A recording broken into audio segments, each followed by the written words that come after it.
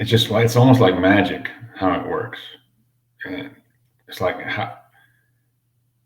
how do we miss this? How is this, like all those past years of being in that kind of a brain fog and obsessive compulsive and the fear and anxiety can just go away just by living on meat. Kyle, how did you find Carnivore?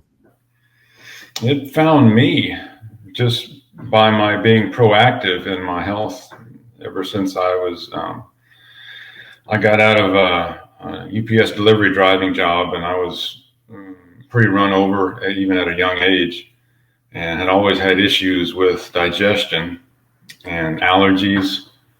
And I think the stress of it all pushed me to. I went back to school, got a massage therapy license, and some of my instructors there were very much into alternative health and food, and that got me going down the road towards getting off gluten. And then over the years, I've just educated myself and followed my intuition as best as possible. I tried a vegetarian diet for a year. I read Way of the Peaceful Warrior many years back, and I thought, he was talking about being a vegetarian and how that can help you with your path to spiritual enlightenment. And sure, anything that can help that. So, but that was the sickest I ever was on a vegetarian diet, really bad. I got off that. It's funny. I was working at during that time. I was working at a store that's similar to Whole Foods. Do you know Whole Foods? Yeah. And I brought home a pound of. Back then they didn't have grass-fed beef. This was probably 15 years ago, but it was really good beef. I brought it home, cooked it up, and it just the smell of it, I knew it was going to help. There's something about the meat itself is cooking, the aromas, the taste. I was just so ready for it. I had that, and of course, then I was still incorporating grains and a lot of vegetables into my diet. But ever since I was a kid, I always intuitively knew there was something intuitive about meat, about steak and ground beef, because I grew up on a ranch in Texas, and we used to process our own beef there on the farm, and deer as well, and hogs, pigs. So meat has always been part of my diet. But of course, you got to have your meat and potatoes, and your vegetables got to have a salad every once in a while. And I had a terrible sweet tooth. I still, it comes back every once in a while. Terrible sweet tooth. So back to the finding the meat and how it found me. I mean, it's always said, "Hey, Kyle, don't forget about me. I'm very, very important." And so in Japan, I probably had the worst symptoms when I lived in Japan. Skin issues really came up. Every month I would have a different patch of redness or scaliness or itchiness, some part of my body, from my feet, my legs, top of my head. And, of course, eating a lot of rice there. And I've always been a really good cook. I was a house father. I stayed home, and I made a really great, had a sourdough spelt going, and I can make really good sourdough spelt pancakes and bread. But, I would end up with, by the end of the day, most days, esophageal reflux. I would have some acid reflux, and I would find some way to work it down. Water with apple cider vinegar. That's always helped. That just kind of takes away the acid reflux. And just, I'm just living with that.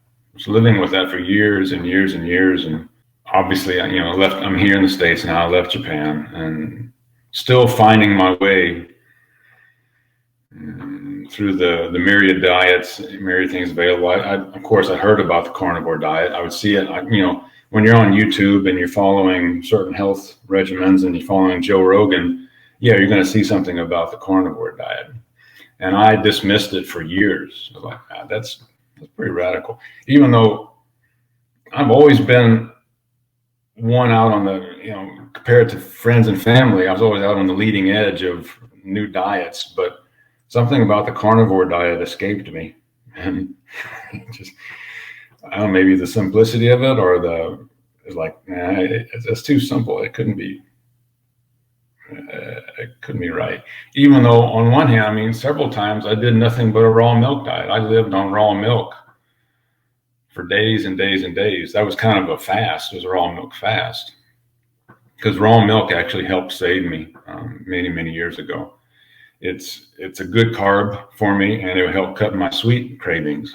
So even now, I mean, I have raw milk in the fridge, raw milk cheese. That's kind of a bridge. And it's comfort food, and it satisfies me, the sweet craving, and obviously it's one of the healthiest things you can drink, you can have in your diet. How I found carnivore, I remember obviously seeing Joe Rogan and Dr. Sean Baker, and I've been on it 3 months, been on the carnivore diet 3 months, and I would say carnivore-ish. I still include a little honey, the raw milk, raw cheese, seasonal fruit, some berries, and like right now we have Mekon. We have good Mekon here. And I still haven't kicked the chocolate habit. I have a couple of squares of chocolate every day, and it's, sometimes I can put it off for weeks, and then all of a sudden it comes back. But I haven't fully committed myself to nothing but meat and eggs. And I kind of tend to go that way. I'll slowly wean myself off. I can't do 100% change. I have to slowly wean myself off. And it's kind of a natural, intuitive thing. It's like, oh, okay, I'm done with it. Like right now, I haven't had honey for over a week, and it's like, okay, things just go. I'll probably look a year from now, I'll look back and think, I can't believe I needed chocolate. But at this point, I guess I do. So in those 3 months, what kind of changes have you noticed? Well, I was making a note of that, and I'll have to say that it wasn't, the first month was pretty easy, probably because I still had some vegetables, some oxalate things in my diet. So I didn't have a second month. The bile acid diarrhea came around pretty bad. I had that for 2 weeks, and that was pretty rough. But I stuck with it, and the diarrhea went away. But this whole time, my fingernails, I used to have pinky and thumbs used to be spoon shaped. They had that spoon shovel shaped. They're normal now. They're almost absolutely normal. Probably the biggest thing I wanted to say about this is the peace of mind. Not peace of mind, more of a, let's say, obsessive compulsiveness goes along with carbohydrates, and my style of living is obsessive compulsive, and that when you're on a carnivore diet, when you're in ketosis, OCD goes away. For me, it just goes away. The compulsive behavior to want to do any particular little thing, even the way I brush my teeth or the way I get dressed or anything that's been obsessively compulsive and not thinking about, not consciously aware of how I do that. It's like time slows down and I can see what I'm doing, and there's no, it's being like in a state of Zen. Ketosis is. And that's the most attractive thing about the carnivore diet, is that. Because when I was living in Japan, first year there, I found a Zen temple in Okayama that it was 90% foreigners were there, and I would go to sit Zazen Kai every Sunday. I never missed a time, and it was just that was very profound for me. I've had several Satorai awakenings, and always looking to find my way back to that sense of calm and peace and Zen-like state. And carbohydrates won't get you there. And I know I've kept in touch with some of those guys at the temple, and man, they had some health issues. They weren't healthy, and all Europeans, and who should be on a heavy meat diet. And I've even sent one of your videos to one of my friends. He's in Belgium, and I'll probably never hear from him about it. But just like, just try it. This it's got to be a dogma about vegetarianism and seeking enlightenment. Absolutely dogma. It can't be any truth to it. And so, I mean, when you can go, 3/4 of the day not eating anything, which is a lot of Zen Buddhist monks do, but then you want to stuff yourself with carbs and then get completely off that. And I guess maybe Asians handle it differently. I don't know, but I'm 3/4 Scots Irish, and I got to have meat. And my daughter, it's funny. She was born here in the States, and we would travel back and forth, spend time here and there. We were in Japan for a while, 6 months, and we came back here. And this is probably about 6 years ago, when grass-fed beef was just starting to catch on. I went to the local market, got some nice ribeye steaks and cooked them up. And my daughter, she was probably maybe 6 or 7 years old. She sat down at the table, and I was cutting her steak for her, and she had a couple bites. And she just went, it's like she fell asleep in a way. It just knocked her out. And that even happens to me sometimes. A long, stressful day, I'll sit down to a good steak and I just have some of it, and it's just, there's several words for, I don't know, it's beyond satiating. It just agrees with me on such a deep level that, like, man, how can this be wrong? This can't be something wrong. I mean, I don't get this feeling from maybe coffee every once in a while, but grains, vegetables, rice. No, I mean, it takes me in the opposite direction. So the more people can come to be aware of this, whether they come onto it naturally or somehow, what you're doing, what you're spreading, what you're talking about, and I tell very few people about it, because I kind of give up on that in my family. If they want to ask, yeah, but I've gained weight. I'm what you call a hard gainer. You ever heard of a hard gainer? No. I have to eat really well and exercise. I have to lift weights in order to gain weight. If I don't, I lose weight. So that's called a hard gainer. That's just part of my family, part of the genetics. I'm always very thin. But I've put on 15 pounds in the last 3 months, and I feel good. I feel good. And, wow. Yeah. So if we could go back a little bit, when you were talking about OCD, you talked about almost like your mind was kind of racing before, and it's more kind of, I don't know, it's like calm on Carnivore. Yeah, with OCD, and particularly, you tend to be thinking ahead. You're not present with what's actually going on. Simple as brushing your teeth or how you're putting away the dishes or anything like that. It's just kind of rushing ahead, and it's a bit of an anxiety to it, anxiousness, and mental issues, mental health issues exist on my mom's side of the family, anywhere from schizophrenia to anxiety, paranoia, depression, and inherited some of those things. And part of that is OCD complex. And it's been linked to high carb intake. And so anytime I get off carbs and I'm in ketosis, the gut-brain connection is definitely there. So the clearer my gut is, meaning no vegetables, just get on the meat. And it just, I mean, it's just like, it's almost like magic how it works. And it's like, how do we miss this? How is this, like all those past years of being in that kind of a brain fog and obsessive compulsive and the fear and the anxiety can just go away just by living on meat. And I've been reading this, The Fat of the Land.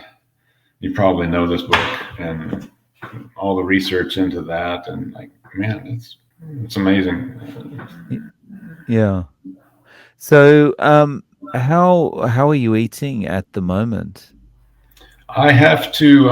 I can't eat really anything before noon, or preferably like 2 or 3. So that's how I started out down this road. Even in Japan, I started skipping breakfast, and that really helped.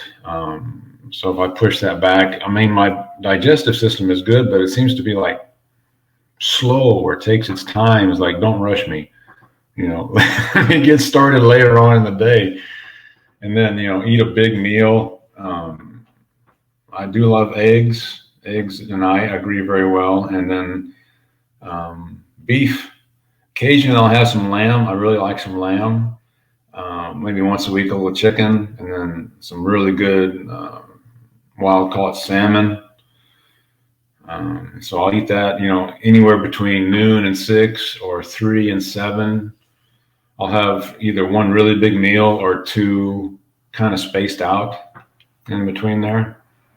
And I try not to eat anything after 8 o'clock. Anything heavy on my stomach while I'm sleeping keeps me up. And that's probably the only thing I'm still battling with, is waking up at night around 2 or 3 or 4 and laying there for an hour.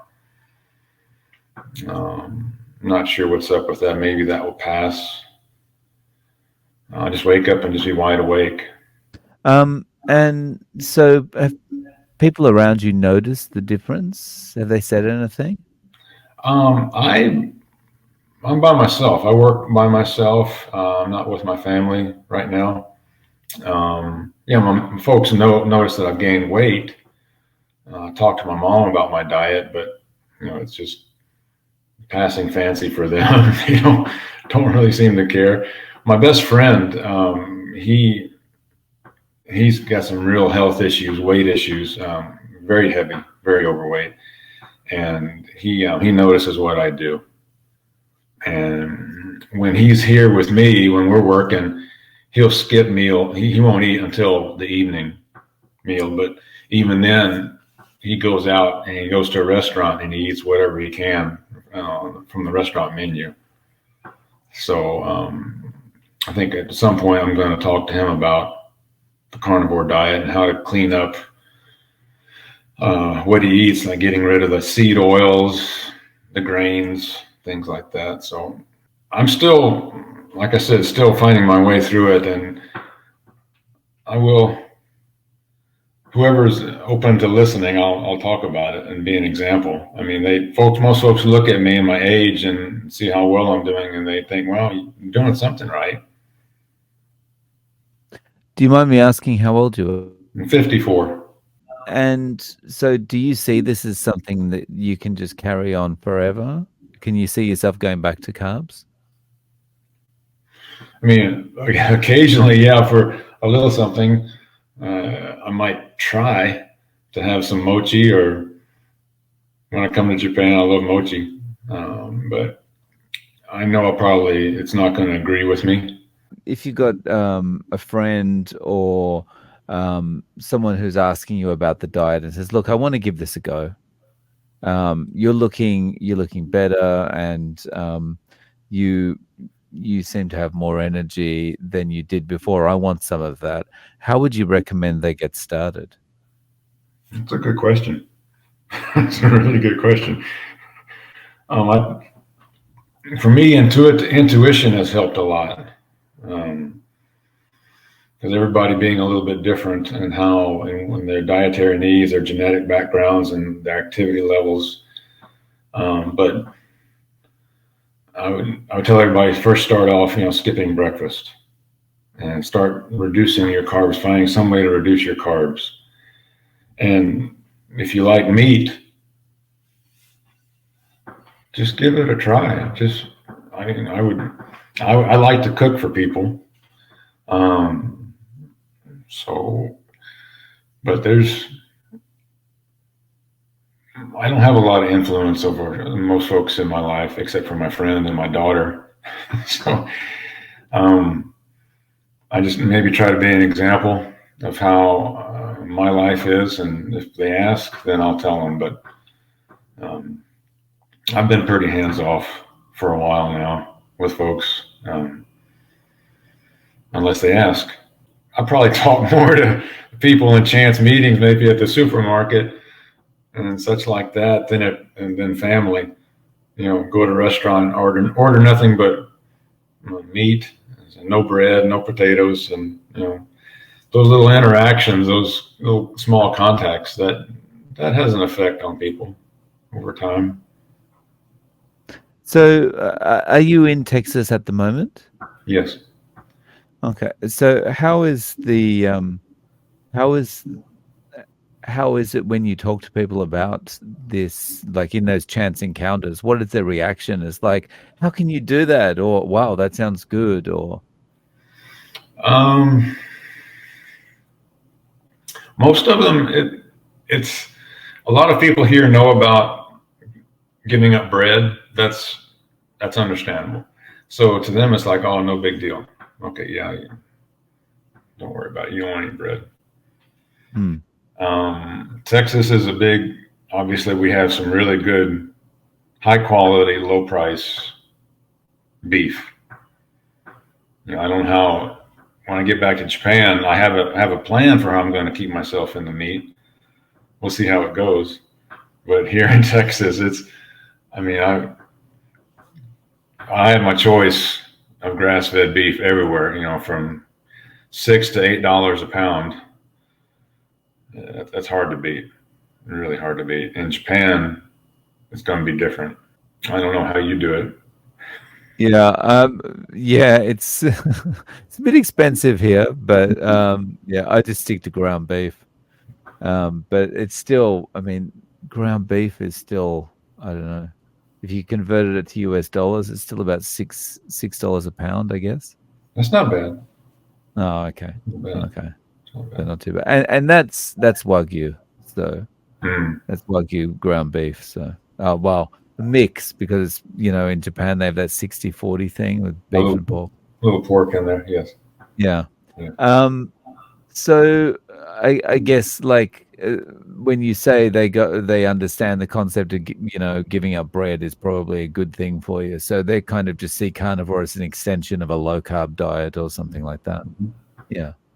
Okay. Nice. There, there are no carnivores that run in my circles. I got a pretty small circle, so I'm an outlier in my family and friends, such. So, um, and everybody knows that, and they're like, whatever he's doing, sure, whatever. But How does that feel to be the outlier? Is that something that you like? Is that a normal thing for you? that's my life. That's my life. So it's fine. Nice. Oh, okay. So, you came out to Japan. Like, are you one of the only people in your family that has traveled somewhere like Japan too? Well, my mom came and stayed with us on several occasions for the wedding, and then she came to visit for a while. So my mom, she loves to travel. What was it that made you decide to come to Japan? One of my best friends from high school was hired on by Eon. He was an Eon sensei for a year, and I ran into him about 20 years ago. I ran into him, and we caught up. I said, "What you been doing?" And he told me. I says, "At that time, I wasn't married, didn't have anything going on." I said, "Well, I'll give it a try." So I landed in Okayama in 2004, right at the tail end when everything was still good. The yen to dollar ratio was still good, and Japan was still really laid back. Um, Old Shoten guys were still there. Japan was still a little gritty, I would say. It hadn't been polished and scrubbed clean like it is now, and it was a good time, a really good time. And did you enjoy the teaching as well? Yes, Yeah. I like to teach, and obviously when I go back, that's going to be have to be one way that I get my resident card is that I have to start a business. It's going to be kind of a hybrid between an Airbnb and an English intensive, where I'll host older students and retirees, people who want to just come and be with me for 2 or 3 days and speak nothing but English. And I'm going to, you probably know the Akiya, abundance of Akiya there in Japan. So I have one that I found that has 6 acres, and it's near a dairy. And I've got some friends there that can help me get some cows. Oh, And wow. yeah, so I'm going to, because I grew up on a ranch, I know about beef cows. I'm going to rotate.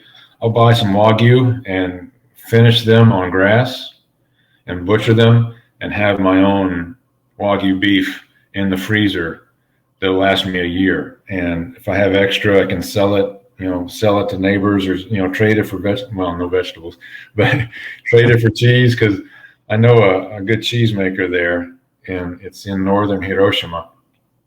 And so I've made some good connections, and, a place for 11,000 US with 3 acres of land and 3 acres of mountain, and obviously an old house. But I'll be 45 minutes from my daughter. She can spend the weekends with me, and I can be there for her. No. Yeah. So, for people watching, could you explain what an Akiya is, please? There's several terms for it. Abandoned house, basically, empty house, and typically rural. Well, no, they're rural and urban areas as an Akiya. It's a house that's basically been given up. It's vacant, and the family. I'm still kind of vague on the tax laws there and how it can be more expensive to tear down an old house and build a new one than it is to just let it go, let it rot. So like the one I want it's in a red zone. It cannot be torn down and rebuilt. I have to renovate, reform the existing structure. I can't add on to it, can't take away from it. Just maintain its structure, completely renovate it if I want to. But for $10,500, yeah, sign me up. So, like, And sorry, just to clarify, $10,500. That's for an empty, abandoned house. Plus, how much land did you say? 3.5 acres of rice fields, flat, irrigated rice fields.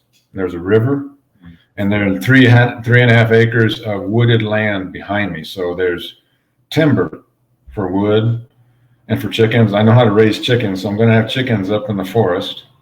I'll have cows, some 2 or 3 Wagyu steers in the rice paddies. Not well, they won't be rice anymore. They're going to learn how to how to rotate cows through there just on grass. And you can irrigate it, so you can grow grass almost year round. Because that part of Hiroshima is so mild. They'll get a little snow, but it's really good climate, really good opportunity to grow beef there, to finish, buy some cows, a couple month old, and finish them out on grass. And it's just catching on there in Japan. There's some farmers that are figuring it out, where here in the States, we've been doing it for 20 some odd years, finishing beef on grass, getting them really fat and getting a premium price for them. It's just learning how to manage where they're grazing, keep them moving, keep them healthy, no hormones, no vaccinations, grow them out for 6 to 8 months, slaughter them, butcher them at the end of the year when it's cold, like maybe in November, fill your freezer, and you're good until the next year. So it's a no-brainer. Wow. Yeah. Yeah. No, And it's and it's surprising how common like the Akiya situation is in Japan, right? I guess it's a result or somewhat to do with the declining population, but yeah. where here, they're like where I grew up. And Akiya is unheard of. I mean, every so many people moving into the rural areas here between Houston and San Antonio and Austin. Land prices have just skyrocketed because everybody wants to be here. Obviously, there's a lot of opportunity, but where I want to move to in northern Hiroshima, the weather is so mild. Like right now, it's warmer there than it is here. They might get a little snow, but so as you know, Japan is an island being moderated by uh, Sea of Japan and the Pacific. It just moderates, particularly Western Japan towards Yamaguchi. It's so mild. It's nice, and if you stand still long enough in the summertime, just everything grows up over you. You know how much stuff grows there. It's just grass and weeds and just the vegetation. I look at how people all the time they spend on growing rice, something that has almost zero nutrition. All the water, all the effort, all the time they put into that, and it's always been multi-night. Just it's like a waste of time. Even though I know that's their culture, and it works. And But yeah, basically zero nutritional value. that's such a value. Mm. Yeah, it's, Yeah. So, Kyle, if people want to reach out to you, do you have an Instagram or a YouTube or anything if they want to okay. get in contact? Instagram. You can find me on Instagram under my name, my last name, and my first name, Van Orden Kyle. Okay. I'll link to that in the description there. My mother-in-law, she came to the States when my daughter was born, was here several months, and at that time we were following the Western A Price diet, which was fairly low carbs and good fats and good meat. And after she left, she commented to her daughter, my wife at that time, how she lost weight and she felt didn't feel so puffy. So she lost weight. She felt more dense and more. I forgot how she said it, but she noticed a difference just after a couple of months of being with us and being on that diet. And that was probably 13 years ago. And so people notice, particularly when they've been on it for a while. And like even my daughter, when she comes stays with me, she eats the way I do, and her skin clears up and her allergies go away. But she goes back and she's with her friends in high school, and she goes to Starbucks and has the sweets. And I know it's like you have to find your way, and it's taken me 50 years to find my way. So allowing people that trial and error, I tend to want to try to tell her to do everything, do it this way. But that's part of the OCD, is having to let go and let her, say, okay, this is how you feel now when you eat with me. See how you feel when you go home and eat more carbs. You just compare those two. Remember how you feel now, and make your decisions based on that, because it's feeling good inside and letting that direct how your life goes. You just make decisions better when you feel good inside. And I think a lot of people these days, particularly here in the States, these angry people, they don't feel good inside. They're imbalanced health wise. And I mean, this carnivore diet could heal a lot of people. Could bring a lot of peace to these angry young people here if they just put away the carbs, put away the cookies. Yeah, if they stopped thinking they were saving the world by eating plants and they just Yes. had some meat, I think they'd be a lot less angry. Yes. Yeah. Well, I really appreciate your time, Kyle. Thank you for coming on and sharing your story with us. You're welcome. You're welcome. You're doing a great job.